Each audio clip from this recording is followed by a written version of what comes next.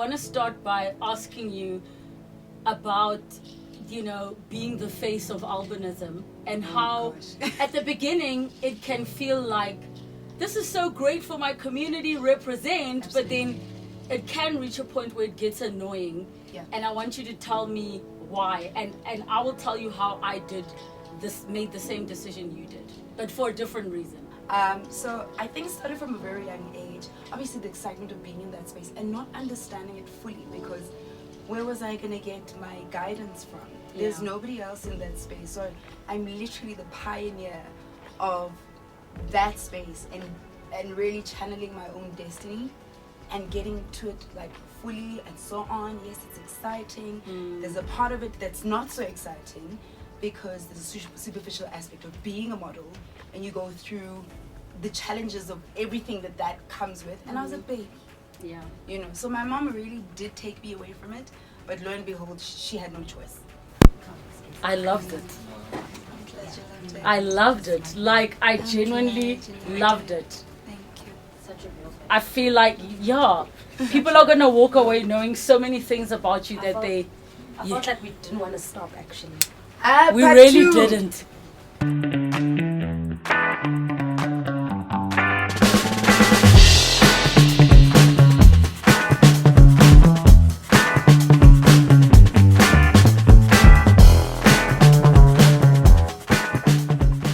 So low. So I want to say, have there been disagreements between you and Ntlanhla that have built? You know what you missed here?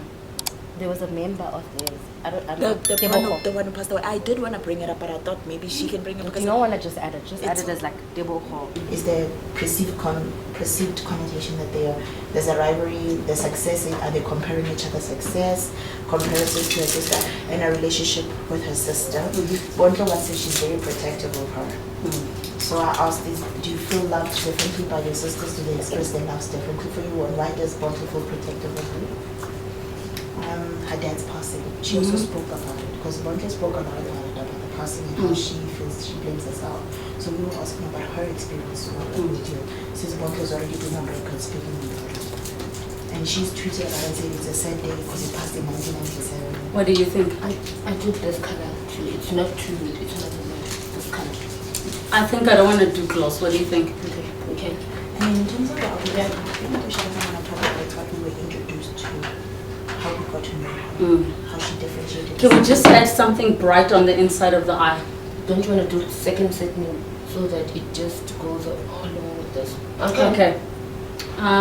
We'll change the eye. I don't know. I just want the eyes to be just on the inside, even if it's just a bit of.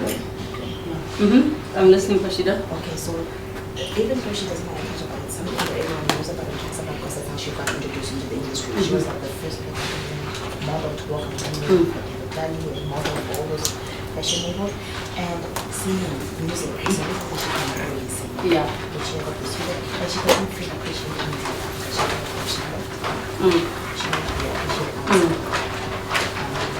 Social media, she wants her to people in the organization finish this year. And she says, because I'm to skin and defend myself, I didn't understand. And then gatekeeping, she wanted a very big fight with like the HOC of the job. And she felt like the people who were gatekeeping jobs for her. Okay. Because, Tontle is already in that space, motherhood. Who's the younger one again?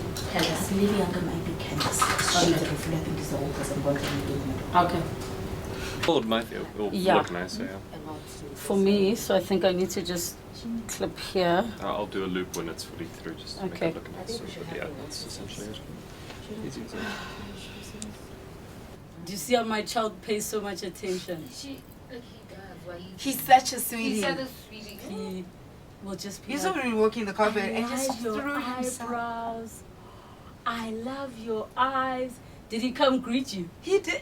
You forgot on the carpet. He threw himself right in front of me. Oh yes, I remember now. Like right there. And then he started pulling at my legs. I was like, come here.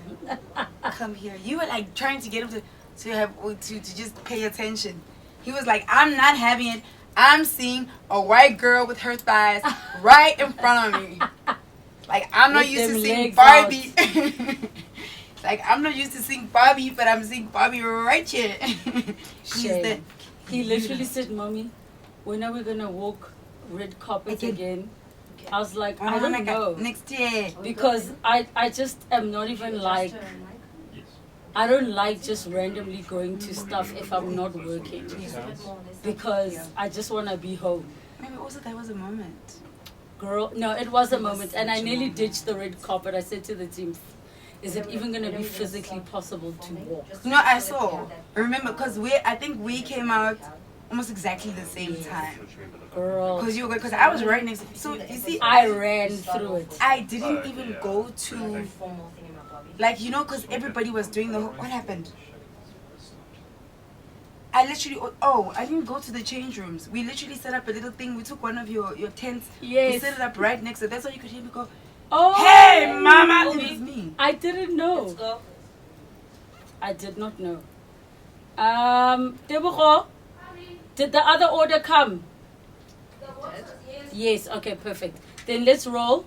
I'm on flight mode. I want to start by asking you about, you know, being the face of albinism and how gosh. at the beginning it can feel like this is so great for my community, represent, but then it can reach a point where it gets annoying. Yeah. And I want you to tell me why, and I will tell you how I made the same decision you did, but for a different reason. Sure. So, for the many people that do not know the history of not being aware, because now Serapila in the era where everything is digital, Yes. I'm known as Africa's first successful model with albinism.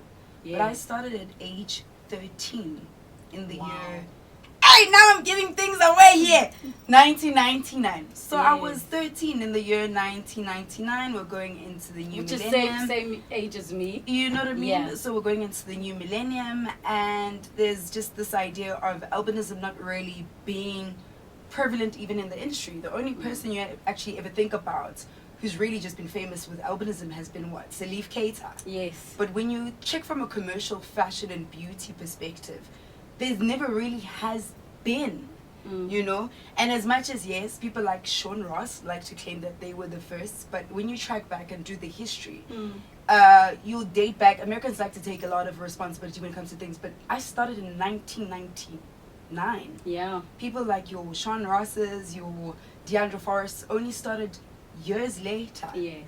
You know It's just what I that they mean? didn't know about you. 100%. So they think they were the first. 100%. Yeah. So I started, and you must remember that you're in Africa. Africa, a lot of the time is taken at the bottom barrel of presence and everything else that it has to have until it suits everyone Yeah. else, right? The rest of the Yeah. world. So it's great that South Africa is where it is now, you know, and not just Africa generally. So I think it started from a very young age. Obviously, the excitement of being in that space and not understanding it fully, because where was I going to get my guidance from? There's Yeah. nobody else in that space. So I'm literally the pioneer of that space, and really channeling my own destiny and getting to it like fully and so on. Yes, it's exciting. There's a part of it that's not so exciting, because there's a superficial aspect of being a model, and you go through the challenges of everything that comes with. And I was a baby, Yeah. you know, so my mom really did take me away from it, but lo and behold, she had no choice. When God calls you to something and you have no say, then he's really going to push you into it. And I think it was when I was doing my first year of tertiary that I Yeah. went back into modeling again. So the excitement started all over again. So I took a break. So from 13, yes, I did. But then I was also warned, not me per se, but my mom was warned to say, you do realize that she's going to get so much attention Yeah. with being in the industry and at this point. And my mom was just afraid. She was just like, nope, Yeah. I don't want to really expose my child to all of that, because it's a lot. It's like, no offense, it's like discovering Sarah Batman, you know, Yes. and like she becomes like a world No, phenomenon. because or also it's whatever. not like she's not aware, being a black woman, what our 100%. communities would say about the community that you are within. Yeah. And now you are putting an even bigger microscope on your child for more 100%. people to 100%. spread the misinformation, Yeah. the The fears. scrutiny, the danger, Yes. the questions, just the attention and so forth. So she did pull me away from it. Mm. But I think, as I said, when God pulls you back into a destiny and a purpose that he set out from the beginning, he will rein you in whether you like it or not. Yeah. And at age 18, I was then asked to do shoots. I was doing the first billboard for Vega, School of Advertising. I was doing all sorts of things. Oh, and I was discovered then also by David Glady. He was the first fashion designer in the country to actually allow me to walk a runway. Wow. So it's things like that. So there was the excitement, there was the aspect to it, there was the many years of doing the work because there was nobody else. Doing it was what you like do. a Refilwe doing the work, Yeah. even though there were painful aspects to it. But I think in my DNA and my strength and the type of person that I am, I refuse to be beaten by anything. And not because I'm in competition with anything, but because I have always been a soul that doesn't want to be dictated to by the rest of the world.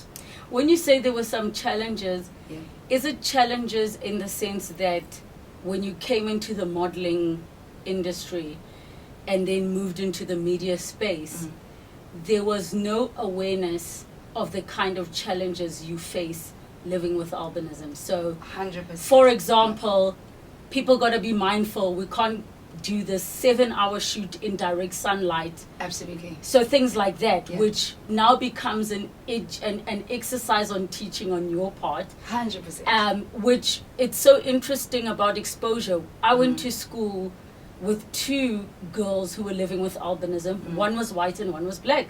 And we always Hey, knew now. about the sun. We always knew about the eyesight. So for me growing up, I was not bombarded with the community talk of, you know, this and this. You got to encounter it directly. Yes, so for me it was, no, I know there's an eyesight issue and there's this issue, but it was other than nothing that, for you. yes, it was And it was nothing. nothing for you. But I take for granted that, didn't everybody know? No. But I only knew because I was exposed early on. So talk to us about some of the challenges where you had to give that blatant, guys, I can't do this like this, please accommodate.